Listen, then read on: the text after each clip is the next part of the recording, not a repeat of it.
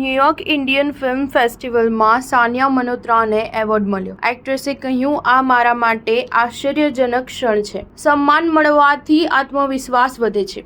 અભિનેત્રી સાનિયા મલ્હોત્રા આ દિવસોમાં તેની આગામી ફિલ્મ મિસિસને લઈને ચર્ચામાં છે.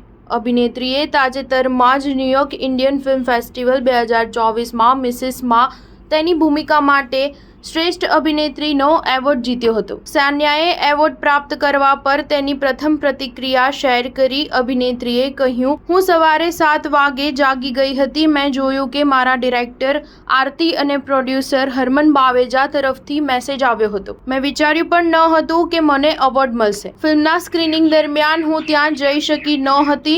મારા મગજમાં શું ચાલી રહ્યું હતું કે ખબર નહીં લોકોને આ ફિલ્મ ગમશે. જ્યારે મને એવોર્ડ વિશે કહેવામાં આવ્યું ત્યારે તે મારા માટે ખૂબ જ આશ્ચર્યજનક ક્ષણ હતી.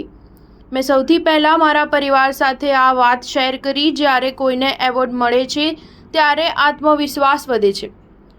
ફિલ્મને ખૂબ પસંદ કરવામાં આવી રહી છે. ફિલ્મ રિલીઝ થવી જોઈએ અને લોકો તેને અહીં પણ જોઈ શકે. મને આશા છે કે દરેકને ફિલ્મ ગમશે. આ film Malayalam film the great Indian કિચનની રીમેક છે. ફિલ્મની વાર્તા સાનિયાના પાત્રની આસપાસ ફરે છે. ફિલ્મની વાર્તા એક નૃત્યાંગના રીચાના જીવન પર આધારિત છે, જે એક એવા પરિવારમાં લગ્ન કરે છે જે ખુલ્લા મનના નથી.